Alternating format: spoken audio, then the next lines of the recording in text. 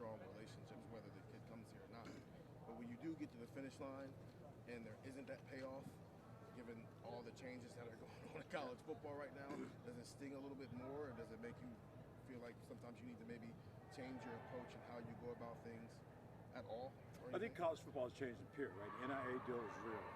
That is real as can be, and it's not going away, right? And so I still think it's about relationship and development. Those two pieces. If a kid doesn't want that, then you're probably not recruiting the right kid, right? Even though if you get 5-star, 6-star, it doesn't really matter. Is that you want the right kid to be in the program, and that's what we're looking for. It's the right fit, and that's still important to the days. You know what I mean? To find the right fit, and sometimes that may not be the fit because he's looking for something different. But you want to get developed. You want to build a relationship with the family that you know that you're going to take care of your son. You know what I mean? You might want to look at Ohio State because that's what it's all about. And I know you're big on depth and being able to rotate and keep guys fresh. But in the past, you've had guys who are talented enough that maybe they shouldn't come off the field, and they don't come off the field. When you are evaluating that type of stuff and trying to figure out how I'm going to rotate versus should that guy not come off the field, how do you go about that process? To me, and this question comes up all the time. It's about where we are in the game and how tired, how physical he is in the game. You can play a guy 90 play. I remember coming in the first time in 2014. Joey Bosa played 865 plays during the course of his freshman year. And for me, walking out, I said, that is ridiculous. That's a lot of plays for a guy. So how many of those 865 plays was he at maximum speed? You know what I mean? Because it's hard for anybody to do that, right? And so you want to make sure you have enough time that you allow your players to play at maximum speed at all times. If he's just on the field and he's tired, he's not going to be a factor. You're not going to rush. You're not going to get off the ball. And that's key in a critical situation. And you say, well, just leave him on the field. He'll figure it out. Yeah. If he's tired, he won't figure it out. So it's still important. I think substitution has its moment. I think substitution have its place in college football. If you look across the country, we're not the only one that substitute guys. You know what I mean? We substitute guys because I want to play fresh. I try not to do it in tough situation, but I do trust my players. That's what you build in the room. You build a trust with your players that you trust them on the field. And I think that's what makes my room different, because guys think there's accountability. Not just the guys who started, but the guy in the second group has to be pretty good too. That's why. Does that plan, can that change during the game? No doubt. If you go in with the idea that, okay, JT's going to play 30 snaps, JJB's going to play 25 snaps, can that change as the game? I don't go in a game and say he's going to play 25 or 30 snaps. I don't do that. There's a rotation system that I have that everybody wants, but I'm not going to give it to you. But I do have a plan. I know how many plays a kid can play at maximum speed. Why? Because I watch him practice every day. I watch him get into 7-play drive. I know when he's ready to go, another 14-play drive. You guys don't see that.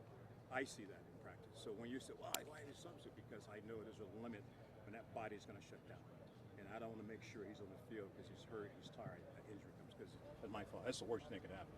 That I leave a guy on the field too long, like something happens. I won't sleep very well at night. I know you're speaking about JT when I first got over here. Can you speak more about him? Like, what does he need to do? We saw flashes of last year. To be, I know they're different players, but to be like a Chase Young, the impact he had as a junior, Nick Bosa and Joey Bosa, what does JT need to do to get to that level? I think this is the jump. You know what I mean? This is really the jump. Going to that third year, that's what you're looking for. And it is really about consistent, trusting your technique, trusting your toolbox, and he can play at a high level. You were seeing him do that. So it's not trying to get him to play at a high level. It's being consistent at that high level. I think that's the key going into the fall, going into the winter. And I think that's what he's concentrating on. He wants to be in the best shape he can possibly be in. And you hear him talk about all the time, and his body cutting his fat down, gets slimmer, but still maintain 207 pounds and can run. And I think he's got a good mindset going into the third year. He knows that the noise is out there, but it starts with him, not the noise. So I think that's what he's focused on. And he seems like a natural leader. I know you said that, as a young guy it was tough to really be vocal, but he had that speech that he talked about that a lot of people talked about. Yeah. So, now I imagine he's going to emerge as even more of a leader. Speak about that a little bit, if you will. I think he's got great leadership skills. When he speaks, the kids listen. For a freshman to stand in front of the whole entire team and give a message, I thought was pretty special. He asked Coach Day, he said, "Can I say something?" That's uncommon for a freshman to ask to speak to a veteran players. But he's got a lot of respect from the team. He really does. And I think when you have that, you have a chance to emerge as a leader. And I think he's got great leadership skills. He's got great people skills. I think that's important too. Larry, forgive me if you've addressed this, but you've recruited longer than anybody here. If a kid said NIL's my number one thing, do you stay away from him, regardless of talent? Does he fit in your room? Yeah, I think we don't talk NIL much, and I don't talk money when I go in and talk to players. I'm not allowed to do that. I think Columbus is a big city, right? So there's a lot of things that can happen in Columbus. We try to share that with them, right? But since I said this early on, you want a guy that wants to be developed, wants to really have a relationship.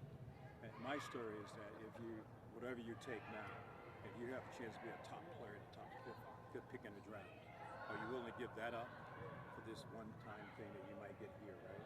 Or you can be a $90 million draft pick if you get developed. And so to me, that's still the part of it. And some kids, they don't want to hear it, and some kids do. And like I said earlier, those are the guys that we're attracted to at a high school.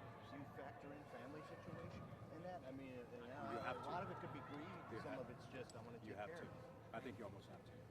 And it is what it is. NIL is what it is, and it affects everybody, not just the players. And like you said, it's impact families, a whole 9 yards. And so I think it's a whole picture. If a kid say I'm going to so and so school because my dad, my mom, what are you going to say? You just got to respect that and move